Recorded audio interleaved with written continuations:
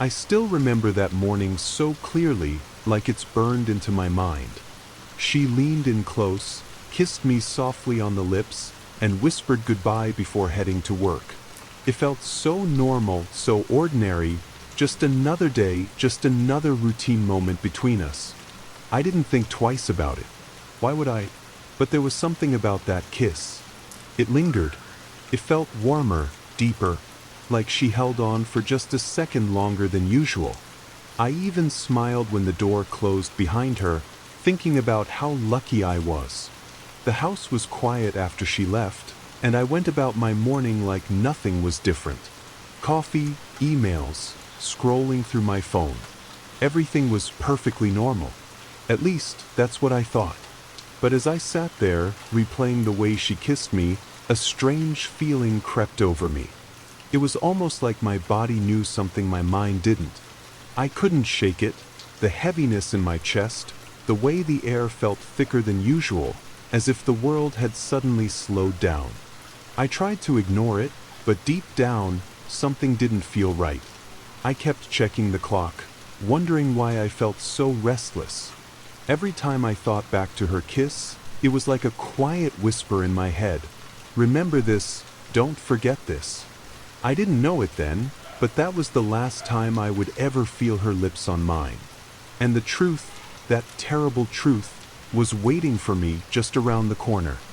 The morning started to drift by, the way mornings usually do. I made breakfast, half-watched the news, and even laughed at a stupid video on my phone. Nothing seemed out of place. Nothing to suggest my whole world had already changed. But her goodbye kept playing in my head. The way she smiled when she kissed me, the way her eyes lingered just a second longer than usual, it was like a memory stuck on repeat. I told myself it was just love. Just me being sentimental.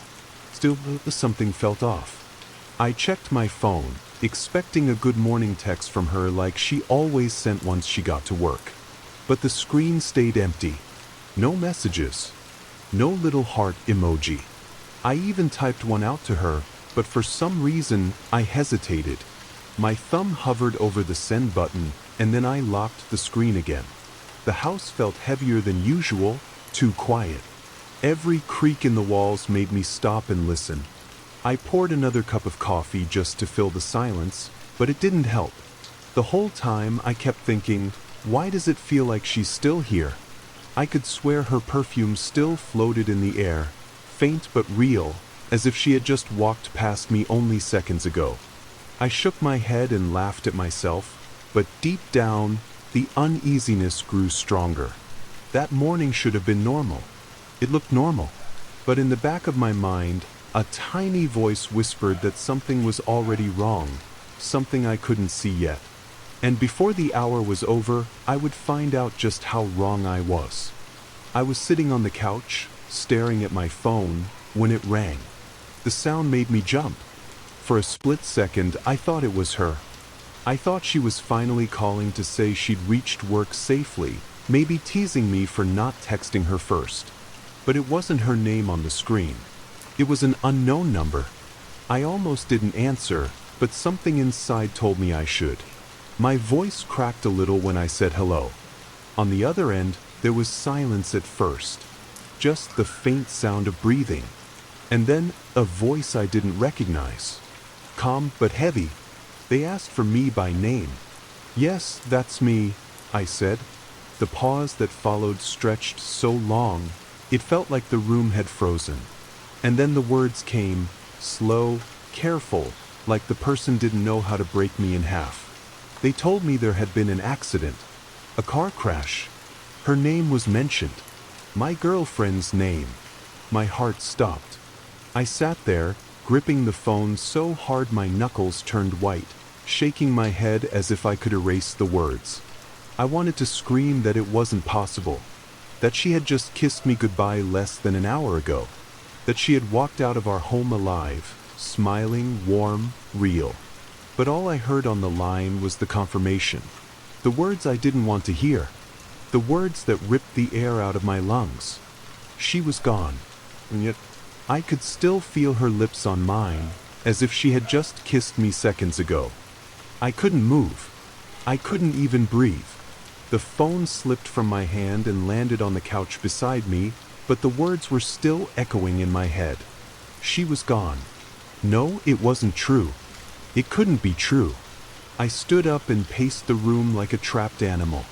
My chest burned, and I pressed my hand against my heart as if that would steady it. I kept whispering her name under my breath, over and over again, like saying it would pull her back. This had to be a mistake. They must have gotten it wrong. People have the same names all the time, right? It couldn't be her. Not my girlfriend. Not the woman who had kissed me goodbye less than an hour ago. I rushed to the front door, half expecting to see her car pulling back into the driveway, smiling at me for worrying so much. But the street was empty. Silent.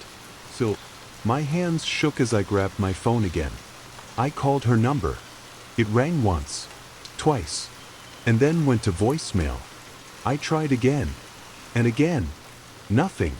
Each unanswered ring felt like a knife twisting deeper into my chest. Her perfume still hung in the air near the hallway, faint but undeniable. I walked over to where she had stood earlier, putting on her shoes, and I swear I could almost see her standing there. The memory was so vivid, so alive. It felt like if I reached out my hand, I would touch her. But the truth screamed louder with every second that passed. She wasn't coming home. And yet, how could she have kissed me goodbye if she had already been gone? I sat down on the floor, my back against the wall, staring at nothing. My mind was racing, but at the same time, I felt frozen. The accident, the phone call, her goodbye kiss, none of it added up. How could she have kissed me an hour ago if she was already gone? I replayed it in my head over and over again.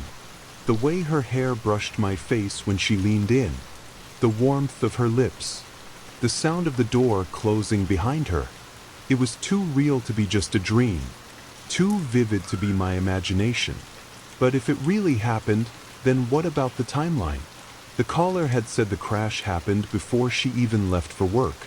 That wasn't possible. I was with her. I felt her. I checked the clock again, as if somehow it would reveal the truth. I even glanced at the shoes by the door, remembering how she bent down to tie them before leaving. My chest tightened. The image wouldn't leave my mind. Was I losing it? I told myself maybe they got the time wrong. Maybe the crash happened later, maybe she was still alive, maybe there was still hope. But deep down, another voice whispered the same haunting question. If she really kissed me goodbye, then who or what did I let walk out that door? The silence in the house grew heavier, pressing against me, as if the walls themselves were holding secrets I wasn't ready to hear. And for the first time, I wondered if the kiss I felt that morning wasn't meant to say see you later, but goodbye. I couldn't sit still anymore. My mind kept circling the same impossible thought, and I needed answers. Proof. Something. Anything. I grabbed my phone again and scrolled through my messages, hoping to see a text from her. A simple "I'm on my way" or even a missed call. But my inbox was empty. No new messages. No sign she had even touched her phone that morning. I checked the time again. The crash had supposedly happened before she left. But I saw her leave. I felt her kiss. How could both be true?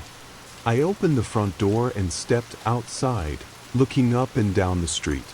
The world looked so normal. Neighbors' cars in their driveways, kids' bikes leaning against fences. Nothing felt broken here. Nothing showed that my life had just been ripped apart. I stood there for a long time, staring at the spot where she had walked to her car. I even whispered her name, hoping somehow she would answer back. But all I heard was the faint rustle of wind. I thought about asking the neighbors if they saw her that morning, if someone else could confirm what I remembered. But the thought made me hesitate. What if no one had seen her? What if it was only me? Back inside, I went to the hallway. Her shoes were gone, just like I remembered. Her perfume still clung to the air, faint but sharp. I crouched down, touching the floor where she stood tying her laces. My fingers pressed against the wood as if I could feel her energy still there. The memory was real. I knew it was real. And yet, a whisper in the back of my mind wouldn't stop repeating. If she really left this house, why does it feel like she never did?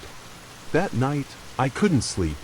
Every time I closed my eyes, I saw her face, felt her kiss, heard the door closing behind her. My mind kept circling the same impossible loop. If she died before she left, then who walked out of this house? I needed proof. I needed to know I wasn't losing my mind. The next morning, I remembered something. A neighbor across the street had a security camera that faced the road. If she really left, the camera would have caught it. It was my last chance to hold on to the truth.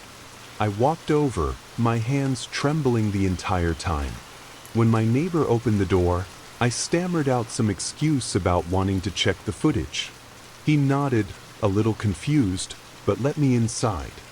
We sat in front of his computer as he pulled up the recordings from the morning before. My heart pounded louder with every second. I leaned forward, eyes locked on the screen. There was my driveway. There was the time she kissed me goodbye. But when the minutes passed, nothing happened. No car door opening. No figure walking down the path. No trace of her leaving. The spot where I swore I had seen her walk out was completely empty. I froze, my mouth dry. I told myself maybe the angle was wrong, maybe she slipped past the camera's view. But deep down, I knew what I was seeing. I felt the blood drain from my face as I whispered to myself, she never left. And yet, I could still feel her kiss. I couldn't stop shaking after seeing that footage. My neighbor asked me if I was okay, but I couldn't even answer. I just muttered a thank you and stumbled back across the street. Inside my house, everything looked the same as before. Her shoes still gone, her scent still faint in the air. I collapsed onto the couch, clutching my phone like it was the only thing keeping me alive. That's when another call came. This time it was the police. The officer spoke slowly, carefully, the way people do when they know they're about to break someone. He told me they had identified her body. He told me the crash happened early that morning, long before I ever felt her kiss goodbye. I sat there, gripping the phone, my breath shallow. I wanted to argue, to scream at him that they were wrong. But then he gave me the details I couldn't ignore. The make of her car, the location of the accident, the exact time it happened. And the worst part, he said she died instantly. My throat tightened, my chest caved in. If that was true, then there was no way she had come home to kiss me. No way she had whispered goodbye. I hung up the phone, but the silence that followed was louder than any words. The walls seemed to close in on me. She was gone. Officially gone. The world had confirmed it. And yet, the memory of her lips on mine felt more real than the floor beneath my feet. So which was it? Was I clinging to a dream, or had she truly come back, just once, to say goodbye? The hours after that call blurred together. I don't even remember how long I sat there, staring at the wall, trying to make sense of a world that no longer made sense. But then, little things began to happen. I swore I smelled her perfume again, stronger this time, as if she had just walked past me. I looked around, but of course, the room was empty. My heart pounded in my chest, and I told myself I was imagining it. Grief plays tricks on people. That's what they say, right? Still, the feeling wouldn't go away. Later, when I walked into the bedroom, the blanket on her side of the bed was folded back. I froze in the doorway. I hadn't touched it. No one else had been here. It looked like someone had just gotten up. I tried to convince myself I must have done it without realizing. But when I sat down on the mattress, I swear it was warm. The worst part came when I reached for my phone on the nightstand. The screen lit up before I even touched it, as if a notification had just arrived. But there was nothing there, just my reflection staring back at me. I whispered her name, so quietly I barely heard myself. And in that moment I felt it. Not a sound, not a sight, just a presence. The kind of feeling that wraps around you, like someone standing right behind your shoulder, breathing softly. I turned around fast, but of course, no one was there. Still, deep inside, I knew I wasn't alone. That night, I couldn't stop pacing the house. Every room felt heavy, like the air itself was pressing down on me. I kept telling myself I was just tired, just broken from the news. But deep inside, I knew something was wrong. It started with the whispers. At first, I thought it was the wind outside the window. A soft, low sound, barely there. But then it grew clearer, shapes of words, not noise. I froze in the middle of the hallway, straining to listen. It was her voice. Faint, fragile, calling my name. My whole body went cold. I wanted to answer, to shout back, but the sound slipped away before I could even open my mouth. I stood there, staring into the darkness, waiting. My heart pounded so hard it hurt. I whispered her name, barely able to get it out. For a moment, I swore I heard her laugh, quiet, distant, almost like she was standing in another room. I stumbled toward the bedroom, convinced she would be there. But when I pushed open the door, the room was empty. The blanket on her side of the bed had shifted again. This time, it wasn't just folded back. It was pulled halfway down, like someone had just slid under it. My hands shook as I reached out, touching the fabric. It was warm. I stepped back, my breath shallow, my chest tightening. My mind screamed that this couldn't be real, that I was imagining everything. But the whisper still echoed in my ears. She was here, somewhere, somehow. And the question that haunted me more than the grief itself was this. Had she come back to comfort me, or to say something she never got the chance to say? I couldn't keep it all inside anymore.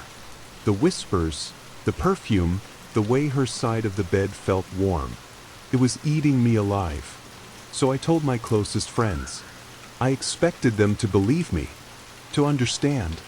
But instead, they gave me that look, the one people give when they think you've lost your mind but don't want to say it out loud. They said it was grief. They said my brain was trying to protect me by making me feel like she was still here. One of them even told me I should see someone, talk to a therapist. I nodded, pretending I agreed. But inside, I was boiling. They didn't feel her kiss. They didn't hear her whisper my name. They didn't walk into a room and smell her perfume so strong it was like she'd just been standing there. I wasn't crazy. I knew I wasn't. That night, after they left, I sat in the living room with all the lights off. The silence felt alive, like the walls were listening. I whispered her name into the dark, half hoping for an answer, half terrified I'd actually get one. And then, something moved. Just for a second, in the corner of my eye, I thought I saw a shadow slip across the hallway. Slow, silent. My body froze. My breath caught in my throat. When I turned my head, there was nothing there. Just emptiness. But the shadow stayed burned into my mind. It wasn't my imagination. I was sure of it. And that's when I decided, if no one believed me, I'd prove it myself. I had cameras in the house. Small ones, set up for security. And for the first time, I was terrified to check them. But I knew I had to. It took me hours to work up the courage. The cameras had been recording this whole time, silently watching every corner of the house. Part of me wanted to ignore them, to leave the truth buried. But another part, stronger, desperate, needed proof. I sat down at my desk, the glow of the monitor lighting my face. My hands trembled as I clicked through the files. The dates lined up. The morning she kissed me. The nights after. Everything was there. I started with the morning of the crash. My heart pounded as the footage played. I leaned so close my breath fogged the screen. There was the front hallway. The time matched perfectly with the moment I remembered. But what I saw made my stomach twist. I was there, sitting on the couch, looking at my phone. The door opened, clear as day. I stood up like I remembered. I walked toward it. My arms lifted, like I was embracing someone. But the hallway was empty. There was no one with me. No figure leaning in for a kiss. No one walking out the door. Just me, hugging the air, talking to no one. I slammed pause and pushed back from the desk, my chest tight, my vision spinning. That couldn't be right. The memory was too real. I felt her. I could still feel her. With shaking hands, I clicked to the footage from the night before. The bedroom camera. The screen flickered to life. For a long time, nothing happened. Just me, asleep, tossing and turning. But then, at 3:17 a.m., the blanket on her side of the bed folded back. Smooth, slow, as if an invisible hand had pulled it down. And a moment later, the mattress dipped, like someone had just lain down beside me. I didn't sleep after watching that footage. How could I? Every time I closed my eyes, I felt the dip in the mattress, the warmth of a presence I couldn't explain. By morning, my phone was still in my hand. I kept staring at it, scrolling through old messages, rereading the words she had sent me days ago, clinging to them like they were pieces of her still alive. And then, without meaning to, I opened a folder I had never checked before. It was buried deep in my settings. Messages that never came through. Failed deliveries. That's when I saw it. A text from her. Time-stamped just minutes before the crash. My heart almost stopped. The message was short, almost unfinished. Just 3 words, "I love you." But that wasn't the part that made my blood run cold. It was the 4th word, half-typed, cut off mid-sentence. The simply read, I dropped the phone like it burned me. My whole body shook as I stared at it on the floor. She had tried to send me a goodbye. She had reached out in those final moments, but I never saw it. Not until now. And somehow, I still felt her kiss, as if she'd found another way to make sure I knew. But the question clawed at me, was that message meant for comfort? Or was it a warning? I sat there on the floor with my phone in my hands, the unfinished word glowing on the screen like it was alive. I whispered it out loud, my voice breaking. It felt like she had been torn away mid-sentence, mid-breath, mid-life. And yet, she had still found a way to reach me. But the thought that wouldn't leave me, the one that kept circling in my head, was this. If her kiss was real, if that moment actually happened, then what was it? A memory? A dream? Or had she truly come back just once, to touch me one last time? I wanted to believe it was love, that she couldn't leave without saying goodbye, that her soul found its way to me in those final moments. But at night, when the house grew silent, I wasn't so sure, because it didn't feel like she had left. Not really. The perfume, the whispers, the dip in the mattress, every sign told me she was still here, watching, waiting. Sometimes, in the quiet, I caught myself talking to her, out loud, asking questions into the air, begging for answers. Sometimes I thought I heard her respond, just faintly, like a voice carried on the edge of a dream. And that terrified me more than anything. Because if she had come back to kiss me goodbye, then why was she still here? Maybe her kiss wasn't meant as a farewell. Maybe it was something else. A beginning. Or a warning. It's been days now. Maybe weeks. I've stopped counting. Time doesn't feel real anymore. Everywhere I go in this house, I feel her. The faint brush of fingers when no one's near me. The whisper of my name in the middle of the night. Sometimes, when I wake too quickly, I swear I see her standing at the foot of the bed, just for a blink, and then she's gone. I've tried to tell myself it's grief, that my mind is fractured, creating illusions to protect me from the truth. But deep down, I know better. Because every night, just before I fall asleep, I feel it again. The weight on the mattress beside me. The warmth of a body that isn't there. And then her lips. Soft, fleeting, pressing against mine. The same kiss from that morning. Her last kiss. And here's the part that keeps me awake even when I'm exhausted. It doesn't feel like goodbye anymore. It feels like she's still here, trying to tell me something I can't quite hear. I don't know if she's protecting me or warning me. But one thing I know for certain, her kiss was never the end. It was only the beginning.